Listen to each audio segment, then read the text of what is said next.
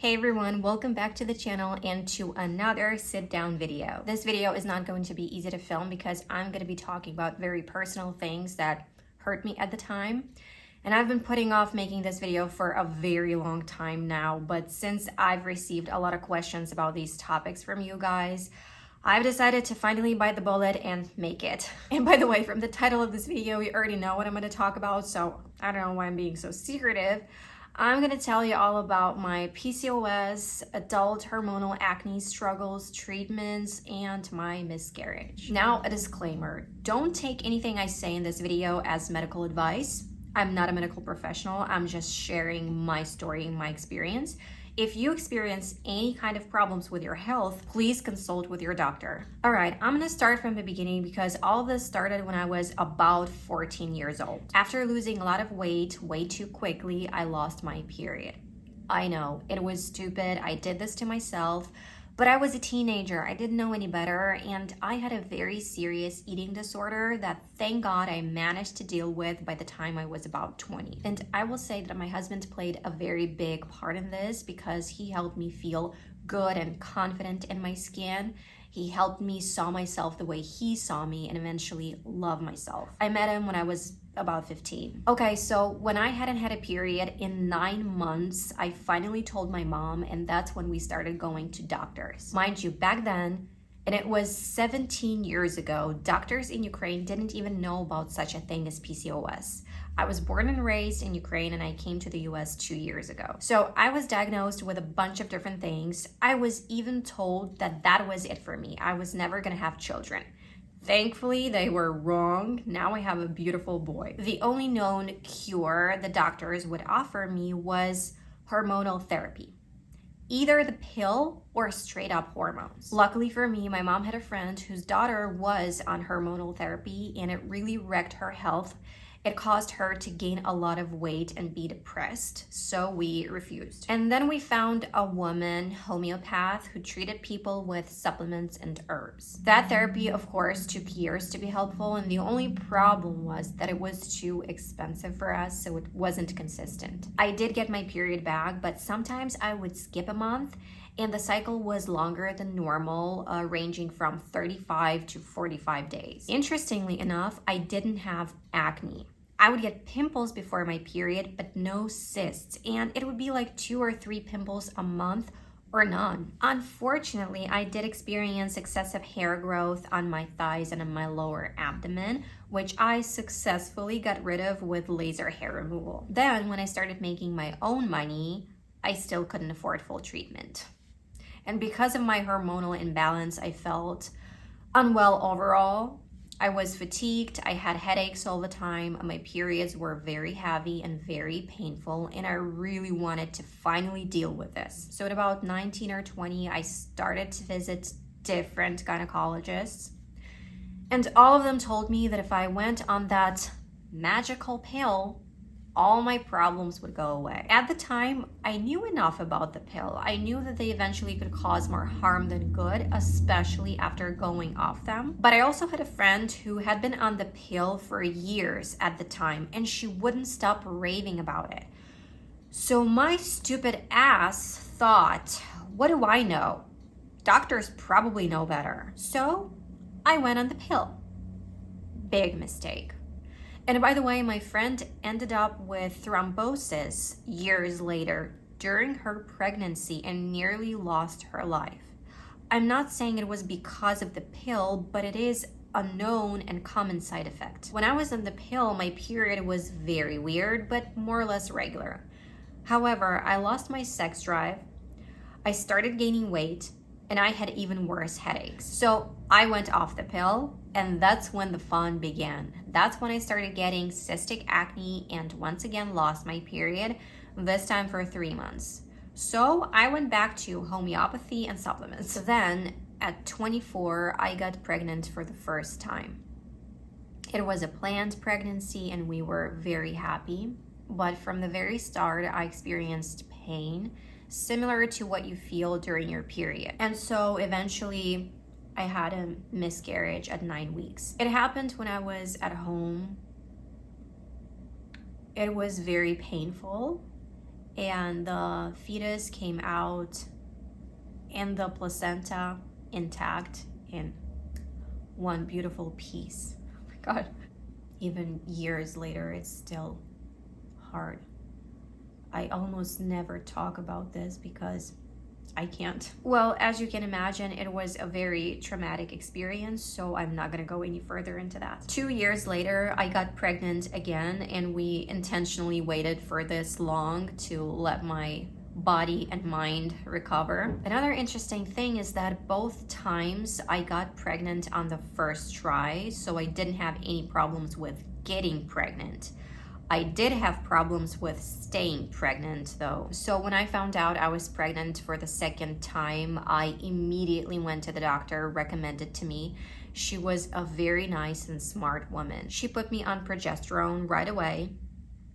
The pregnancy was difficult. I was high risk and I needed to be in bed a lot. It was difficult psychologically and physically. But again, I'm not going into that because this video would take an hour then. Thank God I gave birth to a beautiful baby boy that is my whole world right now. After giving birth and breastfeeding, my periods became regular, but still with a bit longer cycle than normal, like 32-35 days. However, my acne progressively became worse and more severe. And of course, I used different topicals like salicylic acid, lactic acid, azelaic acid, retinols, you name it. I even did a salicylic acid chemical peel once. That wasn't a good idea. But my acne would never go away. I would get new cysts all the time because the problem was with my hormones. It wasn't an external problem, it was internal. And people who have suffered from acne know that it's not just the authentics of it that bothers you.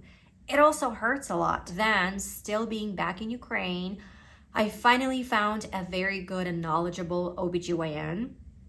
And she diagnosed me with PCOS at the age of 29. She didn't put me on the pill, but prescribed a bunch of different supplements and vitamins to me, like folic acid, omega-3 fatty acids, magnesium, vitamin D, and some more that I forget now. Half of that I was already taking, and I was very impatient and wanted to deal with my acne, so I did my own research and stumbled upon spironolactone. It is used to treat high blood pressure and has been around for decades.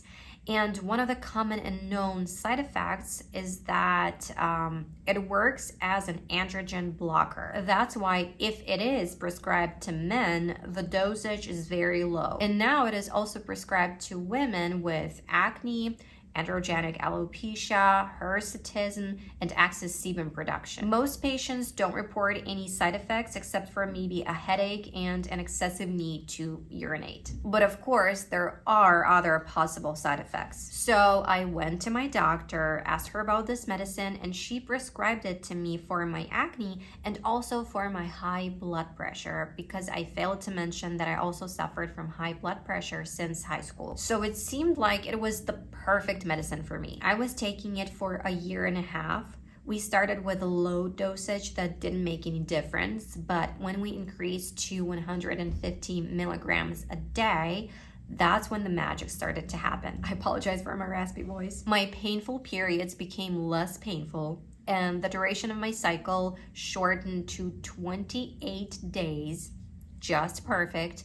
My acne improved significantly. I would get an occasional pimple here and there, just like before the pill. But then, after I had already moved to the US, I started experiencing heart problems. It happened out of nowhere.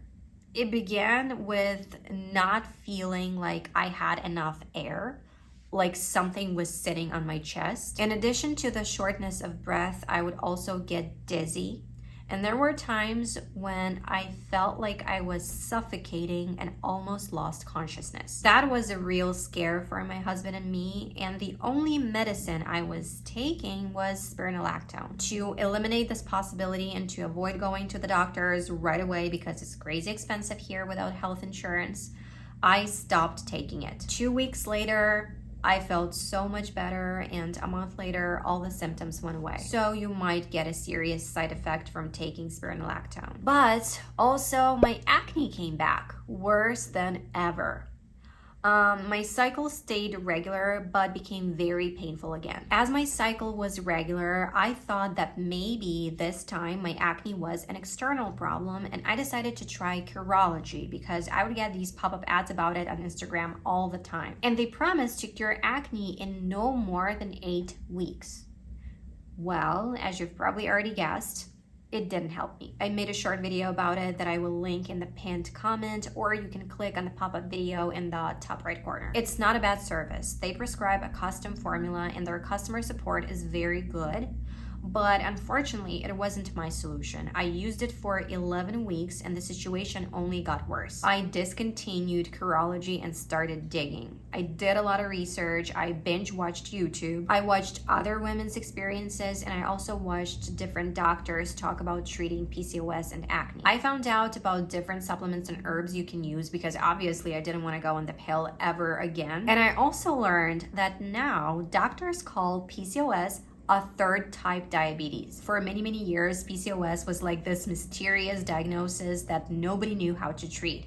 But now we're learning more and more about it. So first of all, you need to take care of your diet, eat healthy, and most importantly, watch your blood sugar levels. There are supplements that can help you control that, like alpha lipoic acid, for example. Now I know that I do have problems with blood sugar. I've been having them since my 20s. Very often when I'd feel hungry, my body would start to shake, I'd feel weak, and sometimes it would feel like I'm about to faint. For a very long time, I would just dismiss it, but then when my mom got diagnosed with type 2 diabetes, she bought this device that measures your blood sugar levels. And so I used it a couple of times when I was in that state, and it turned out that my blood sugar was very low at those times. I would also add zinc and vitamin A to my daily supplement routine. However, I only took 1 bottle of vitamin A because it can be toxic for your liver if taken for too long. I also started taking liver support supplements, which I continue to take today. Another great addition was probiotics. They helped me so much with bloating and just like regular bowel movements and to cleanse my body. Then, based on the information I learned and my own experience, I chose to start taking DIM. It's a compound commonly found in cruciferous vegetables like broccoli, Brussels sprouts, cabbage, and cauliflower. It regulates estrogen levels in your body, which in turn helps to regulate testosterone levels as well. I started this new routine about 6-7 months ago and only started noticing positive changes 3 months in. And now I can say that I'm acne free. For now. I still get an occasional pimple like once a month. I also forgot to mention that I'm taking Cod Liver Oil instead of omega-3 fatty acids. It has omega-3 obviously, but it also has vitamin A and vitamin D, and it's made a huge difference. I'm gonna link everything that I'm taking in the description and you can just check it out. My periods unfortunately are not pain-free, but they became tolerable. One last important note, make sure that you are not chronically stressed, because I am, and it really affects your overall health and makes treatment less effective. Even back in Ukraine, I was tested and my cortisol levels were through the roof. And after moving to the US, I was stressed out all the time. I had extreme anxiety and I started having panic attacks. Those who know my story know why. I didn't experience any panic attacks lately, like in the last 2-3 months, thank God. I still have anxiety, but I'm working on it. It's getting better. All right, I guess that is it. If you've stuck around till the end, thank you so much, and I really hope that this information was useful for you. Stay healthy, take care, and I'll see you in my vlogs.